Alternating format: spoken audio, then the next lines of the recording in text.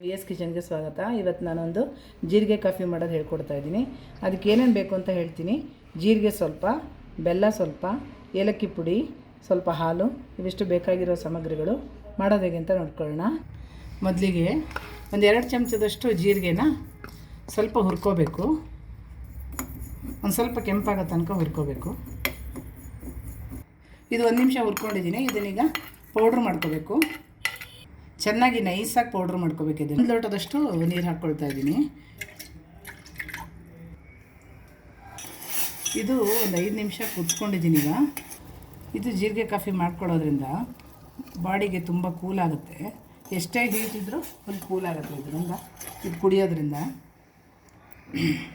ಸ್ವಲ್ಪ ಏಲಕ್ಕಿ ಪುಡಿ ಹಾಕ್ಕೊಂಡಿದ್ದೀನಿ. ಈಗ 1 ಸ್ಪೂನಷ್ಟು ಬೆಲ್ಲ ಹಾಕ್ಕೊಳ್ತಾ ಇದ್ದೀನಿ. ಸಿಹಿ ಜಾಸ್ತಿ ಬೇಕಾದರೂ ಇನ್ನೊಂದು ಸ್ವಲ್ಪ ಹಾಕ್ಕೋಬೋದು.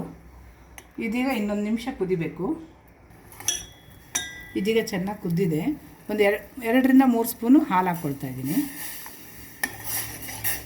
ಈಗ ಇನ್ನೊಂದು ನಿಮಿಷ ಕುದಿಸ್ಕೋಬೇಕು. ಹಾಲು ಹಾಕಿದ್ಮೇಲೆ ಇದು ಮಾಡ್ಕೊಂಡು ಕುಡಿದ್ರೆ ಜೀರ್ಣಶಕ್ತಿ ಚೆನ್ನಾಗಾಗುತ್ತೆ. ಅಸಿಡಿಟಿ ಏನಾದ್ರು ಇದ್ದರೆ ಕಮ್ಮಿ ಆಗುತ್ತೆ. ತುಂಬ ಒಳ್ಳೆಯದು. ಈಗ ಸೋಸ್ಕೊಳ್ತಾ ಇದ್ದೀನಿ. 1 ನಿಮಿಷ ಕುದ್ದಿದೆ. ಈಗ ಕ್ಲೀನಾಗಿ ಸೋಸ್ಕೊಳ್ತಾ ಇದ್ದೀನಿ. ಈಗ ಟೇಸ್ಟ್ ಆಗಿರೋ ಜೀರಿಗೆ ಕಾಫಿ ರೆಡಿಯಾಗಿದೆ. ಈ ವಿಡಿಯೋ ಇಷ್ಟ ಆದರೆ ಲೈಕ್, ಶೇರ್, ಸಬ್ಸ್ಕ್ರೈಬ್ ಮಾಡ್ಕೊಳ್ಳಿ. Thank you.